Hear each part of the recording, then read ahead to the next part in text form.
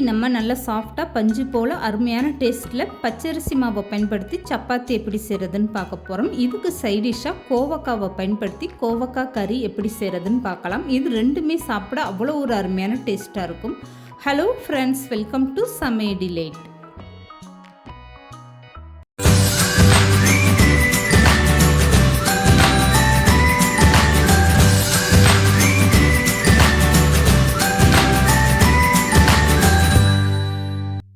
இந்த அரிசி மாவு சப்பாத்தி செய்கிறதுக்கு முன்னால் இதுக்கு ஒரு சின்னதாக மசாலா தயார் பண்ணிடலாம். இதுக்காக ஒரு சின்ன மிக்ஸி ஜாரில் 3 சின்ன பச்சை மிளகா நான் சேர்த்துருக்கேன். ஒரு துண்டளவுக்கு இஞ்சி, ஒரு கொத்தளவுக்கு கருவேப்பிலையும், 1/2 ஸ்பூன் அளவுக்கு ஜீரகம் சேர்த்து தண்ணி எதுவுமே சேர்க்காமல் இதை நல்லா அரைச்சி எடுத்துகிட்டு வந்துடுங்க. இப்போ வேறு ஒரு அகலமான பாத்திரத்தில் 1 ஸ்பூன் அளவுக்கு நல்லெண்ணெய் சேர்த்துக்கோங்க. இதுக்கப்புறம் ஸ்டவ் ஆன் பண்ணிவிட்டு எண்ணெய் லேசாக சூடானதுமே அரைச்சி வச்சுருக்க இந்த பேஸ்ட்டை சேர்த்துருங்க. ஸ்டவ்வை மீடியமாக வச்சுட்டே ஒரு 2 நிமிஷம் இந்த மாதிரி நல்லா வதக்கி விட்டுருங்க. இப்போ சேர்த்துருந்த பச்சை மிளகாவோட பச்சை வாசனையெல்லாம் போயிடுச்சு. இதுக்கப்புறமா 1/2 கப் அளவுக்கு தண்ணி சேர்த்துக்கோங்க. எந்த கப்பில் நீங்கள் அரிசி மாவு 1 கப்பு அளந்து எடுக்கிறீங்களோ 1 கப்பு அரிசி மாவுனா 1/2 கப் அளவுக்கு தண்ணி சேர்த்துக்கோங்க. இது கரெக்டான அளவாக இருக்கும். இப்போ 1/2 ஸ்பூன் அளவுக்கு உப்பு சேர்த்துக்கோங்க. இந்த மாவுக்கு எந்த அளவுக்கு உப்பு தேவையோ அதுக்கேற்ற மாதிரி சேர்த்துட்டு ஒரு டைம் நல்லா கலந்து கொடுத்துருங்க. இப்போ தண்ணி கொதி வர ஆரம்பிச்சிருச்சு. இந்த ஸ்டேஜில் ஸ்டவ்வை நல்லா குறைச்சி வச்சுட்டு 1 கப் அளவுக்கு அரிசி மாவை சேர்த்துக்கோங்க. இதை சேர்த்துட்டே நீங்கள் நல்லா இந்த மாதிரி கலந்து கொடுத்துட்டே இருங்க. சீக்கிரமாகவே உங்களுக்கு அரிசி மாவு நல்லா கெட்டியாக ஆரம்பிச்சிரும். அரிசி மாவை இந்த மாதிரி கலந்து கொடுக்க இந்த மாதிரி நல்லா கெட்டியாக ஆரம்பிச்சிருச்சு பாருங்கள். இந்த ஸ்டேஜில் நீங்கள் ஸ்டவ்வை ஆஃப் பண்ணிவிட்டு அப்படியே மூடி போட்டு ஒரு 5 நிமிஷம் ஃப்ரீயாக விட்டுருங்க. இந்த மாவு நல்லா கை பொறுக்கிற சூட்டுக்கு ஆறி வரட்டும். அதுக்கப்புறமா நீங்கள் மூடி ஓப்பன் பண்ணிவிட்டு இந்த மாவை ஒரு டைம் நல்லா பிசைஞ்சு எடுத்துக்கோங்க. மாவு கையில் ஒட்டுற மாதிரி இருந்தால் நீங்கள் கொஞ்சமாக எண்ணெய் தடவிட்டு கூட இந்த மாவை ஒரு டைம் நல்லா பிசைஞ்சு எடுத்துக்கோங்க. மாவு ஆறுனதுக்கப்புறம் பார்த்தீங்கன்னா இன்னும் கொஞ்சமே நல்லா கெட்டியாகி வந்துடும். இதை இந்த அளவுக்கு நல்லா பிசைஞ்சு எடுக்கும்போது தான் உங்களுக்கு சப்பாத்தி விரிசல் எதுவுமே விழுகாமல் நல்லா சாஃப்டாக வரும். இப்போ மாவை பிசைஞ்சு எடுத்தாச்சு. கையில் தொட்டு பார்த்தா மாவு இந்த அளவுக்கு நல்லா சாஃப்டாக இருக்கணும். இப்போ இதிலேருந்து கொஞ்சமாக நீங்கள் மாவு எடுத்துகிட்டு சப்பாத்திக்கு எப்படி உருண்டையாக திரட்டுவீங்களோ அந்த மாதிரி திரட்டி எடுத்துக்கோங்க. இந்த சப்பாத்தியை தேய்ச்சி எடுக்கிறதுக்குமே நான் அரிசி மாவு தான் பயன்படுத்தியிருக்கேன். நீங்கள் முழுக்க இந்த மாதிரி அரிசி மாவை பயன்படுத்தி இந்த சப்பாத்தி செஞ்சு பாருங்கள். இது சாப்பிட்றதுக்கு அவ்வளோ ஒரு சாஃப்டாகவும் அருமையான டேஸ்ட்டாக இருக்கும். 1 கப்பு அரிசி மாவில் நீங்கள் 8லேருந்து 9 சப்பாத்தி வரைக்கும் தயார் பண்ணலாம். இப்போ எல்லா மாவுமே நான் இந்த மாதிரி உருண்டையாக திரட்டி எடுத்துட்டேன். இதுக்கப்புறமா சப்பாத்தி எப்படி தேய்க்கிறதுன்னு பார்க்கலாம். சப்பாத்தி தேய்க்கிறதுக்காக ஒரு சப்பாத்தி கட்டையில் கொஞ்சமாக அரிசி மாவு தூவிக்கோங்க. இப்போ எடுத்து வச்சுருக்க இந்த உருண்டையை எடுத்துகிட்டு இந்த மாதிரி மாவில் நல்லா 2 பக்கம் பெரட்டி எடுத்துக்கோங்க. இதுக்கப்புறமா எந்த அளவுக்கு லேசாக சப்பாத்தி தேய்க்க முடியுமோ அந்த அளவுக்கு நீங்கள் லேசாக தேய்ச்சி எடுத்துக்கோங்க. அப்பப்போ உங்களுக்கு மாவு ஒட்டுற மாதிரி இருந்தால் கொஞ்சம் அரிசி மாவு தூவிக்கிட்டே இந்த மாதிரி நீங்கள் தேய்ச்சி எடுத்துக்கோங்க. இந்த அரிசி மாவு சப்பாத்தி நான் ஒரு மூடி வச்சு கட் பண்ணி தான் எடுக்க போகிறேன். ஒரே ரவுண்டாக இந்த மாதிரி நீங்கள் கட் பண்ணி எடுக்கும்போது அது சப்பாத்தி பார்க்குறதுக்கு ரொம்ப அழகாக இருக்கும். இப்போ இந்த மாதிரி ஒரு பெரிய மூடி வச்சுட்டு நீங்கள் கட் பண்ணி எடுத்துக்கோங்க. இதே மாதிரி மீதம் இருக்க எல்லா சப்பாத்தியுமே நீங்கள் தேய்ச்சி எடுத்து வச்சுக்கோங்க. இப்போ கட் பண்ணி எடுத்ததுக்கப்புறம் மீதம் இருக்க இந்த மாவை நீங்கள் வேஸ்ட் பண்ண வேண்டாம். இதை திரும்பவுமே நீங்கள் உருண்டையாக பிடிச்சிட்டு இந்த மாதிரி சப்பாத்தியாக தேய்ச்சி எடுத்துக்கோங்க. இப்போ இந்த மாவை நான் எடுத்து காட்டுறேன் பாருங்கள், எந்த அளவுக்கு நல்லா லேசாக தேய்ச்சிருக்கேன்னு. இந்த மாதிரி எல்லாமே தேய்ச்சிட்டு நீங்கள் ஒரு தட்டில் மொத்தமாக எடுத்து வச்சுக்கோங்க. அதுக்கப்புறமா சப்பாத்தி போட்டு எடுக்க உங்களுக்கு ரொம்பவே ஈஸியாக இருக்கும். இப்போ சப்பாத்தி மாவு எல்லாமே இந்த அளவுக்கு நான் தேய்ச்சிட்டு ஒரே மாதிரி கட் பண்ணி எடுத்து வச்சுட்டேன். இதுக்கப்புறமா சப்பாத்தி எப்படி சுட்டு எடுக்கிறதுன்னு பார்க்கலாம். இப்போ இதுக்காக ஒரு தோசைக்கல் எடுத்து அடுப்பில் வச்சுக்கோங்க. ஸ்டவ் ஆன் பண்ணிவிட்டு கல் நல்லா சூடானதுமே எடுத்து வச்சுருக்க மாவுலேருந்து ஒன்று எடுத்து இப்படி சேர்த்துக்கோங்க. 1/2 ஸ்பூன் அளவுக்கு சமையல் எண்ணெய் சேர்த்துக்கோங்க.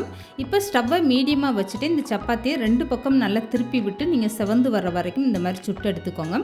அரிசி மாவு சப்பாத்தி உங்களுக்கு அதிகமாக செவந்து வராது. இந்த அளவுக்கு தான் உங்களுக்கு செவந்து வரும். அதனால் நீங்கள் ரொம்ப நேரம் செவக்கட்டுன்னு வேக வச்சிடாதீங்க.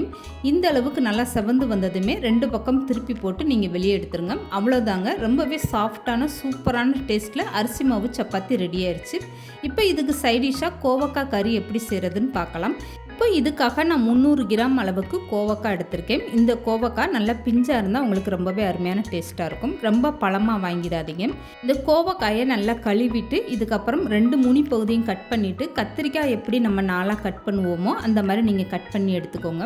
இப்போ மீதம் இருக்க எல்லா கோவக்காவும் இந்த மாதிரி கட் பண்ணி எடுத்துகிட்டு ஒரு அகலமான பாத்திரத்தில் சேர்த்துக்கோங்க. இப்போ இந்த கோவக்காயை நல்லா வதக்கி எடுக்கிறதுக்காக 1/4 கப் அளவுக்கு சமையல் எண்ணெய் சேர்த்துக்கோங்க. எண்ணெயிலே இந்த கோவக்காய் நல்லா வெந்து வரணும். அது வரைக்குமே இந்த மாதிரி ஸ்டவ்வை மீடியமாக வச்சுட்டு நீங்கள் கோவக்காயை நல்லா வதக்கி எடுத்துக்கோங்க. இப்போ இந்த சைடு கோவக்காய் நல்லா வதங்கிட்டு இருக்கு. இந்த நேரத்தில் 2 ஸ்பூன் அளவுக்கு வறுத்த வேர்க்கடலை எடுத்து அதை தோல் நீக்கிட்டு மிக்ஸி ஜாரில் சேர்த்து நல்லா பவுடராக அரைச்சி எடுத்துகிட்டு வந்துடுங்க. இப்போ நீங்கள் நல்லா இந்த மாதிரி அப்பப்போ கோவக்காயை நல்லா வதக்கி விட்டுட்டே இருங்க. கத்திரிக்காய் மாதிரி இந்த கோவக்காய் நல்லா வதங்கி வரணும். எண்ணெயிலே இந்த மாதிரி வதங்கும் போது தான் உங்களுக்கு டேஸ்ட்டாக இருக்கும். இப்போ வதக்கி எடுத்த கோவக்காயை வேறு ஒரு பாத்திரத்தில் மாற்றி எடுத்து வச்சுக்கோங்க. இப்போ அதே பாத்திரத்தில் எண்ணெய் மீதம் இருக்குது. இதில் 1 ஸ்பூன் அளவுக்கு சோம்பு சேர்த்துக்கோங்க. இது கூடவே 2 பட்டை சேர்த்துக்கோங்க. இப்போ ஒரு முழு பெரிய வெங்காயம் சேர்த்துக்கோங்க, பொடிசாக கட் பண்ணிவிட்டு. இப்போ இதெல்லாம் சேர்த்துட்டு ஒரு டைம் நல்லா வதக்கி விட்டுருங்க. வெங்காயம் நல்லா வதங்கி வரட்டும். இப்போ வெங்காயம் நல்லா வதங்கிருச்சு. இந்த ஸ்டேஜில் 1 ஸ்பூன் அளவுக்கு இஞ்சி பூண்டு பேஸ்ட்டு சேர்த்துக்கோங்க. இதையுமே சேர்த்துட்டு நல்லா வாசனை வர்ற வரைக்கும் இந்த மாதிரி வதக்கி விட்டுட்டே இருங்க. இதுக்கப்புறமா 2 முழு தக்காளி, பெரிய தக்காளியை எடுத்துகிட்டு அதை மிக்ஸி ஜாரில் கட் பண்ணி சேர்த்து அரைச்சி எடுத்துக்கோங்க. தண்ணி எதுவுமே சேர்க்காமல் இந்த மாதிரி தக்காளியை நான் அரைச்சி எடுத்துகிட்டு வந்திருக்கேன். இந்த மாதிரி ஒரு பக்குவத்தில் நீங்கள் அரைச்சி எடுத்துகிட்டு அந்த தக்காளியும் சேர்த்துக்கோங்க. இப்போ இஞ்சி பூண்டோடு சேர்ந்து இந்த தக்காளியும் நல்லா வதங்கி வரட்டும். தக்காளி சிறுசாக இருந்தால் நீங்கள் 3 தக்காளி தாராளமாக சேர்த்துக்கோங்க. இப்போ இந்த கூட்டுக்கு மசால் பொடி எல்லாமே சேர்த்துடலாம். இதுக்காக 1/2 ஸ்பூன் அளவுக்கு தனி மிளகாய் தூளும் 1 ஸ்பூன் அளவுக்கு மல்லித்தூளும் சேர்த்துக்கோங்க. 1/4 ஸ்பூன் அளவுக்கு மஞ்சத்தூள் சேர்த்துட்டு நல்லா வதக்கி விட்டுருங்க. இந்த தக்காளியோட பச்சை வாசனையெல்லாம் போகட்டும். எந்த அளவுக்கு தக்காளி வெங்காயம் நல்லா வதக்குறீங்களோ அப்போ இந்த கோவக்காய் கறி சாப்பிடலாம் நல்லா வாசனையாக டேஸ்ட்டாக இருக்கும். இப்போ தக்காளி எல்லாமே நல்லா வதக்குனதுக்கப்புறமா எடுத்து வச்சுருக்க கோவக்காயை அப்படியே சேர்த்துக்கோங்க. இப்போ இதோட உப்பும் சேர்த்துட்டு ஒரு டைம் நல்லா இந்த மாதிரி கலந்து கொடுத்துருங்க. இப்போ இந்த தக்காளியோட சேர்ந்து இந்த கோவக்காய் கொஞ்சம் நேரம் வேகட்டும். இப்போ ஸ்டவ்வை மீடியமாக வச்சுட்டு இந்த கோவக்காய் நல்லா வேகட்டும். ஒரு மூடி போட்டு அப்படியே ஒரு 4 நிமிஷம் நீங்கள் வேக வச்சுக்கோங்க. இந்த மாதிரி மசாலாவோடு சேர்ந்து வேகும்போது தான் உங்களுக்கு இந்த கறி சாப்பிடையில் அந்த மசாலா கோவக்காய் எல்லாம் சேர்ந்து நல்லா அருமையான டேஸ்ட்டாக இருக்கும்.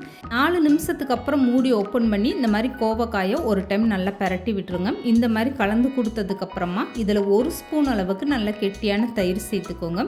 இந்த கோவக்காய் கறியில் நீங்கள் தயிர் சேர்க்கும்போது ரொம்ப புளிப்பு இல்லாத தயிராக சேர்த்துக்கோங்க. தக்காளியும் சேர்த்துருக்கிறதுனால அப்போ உங்களுக்கு கோவக்காய் கறி ஓவர் புளிப்பாயிரும்.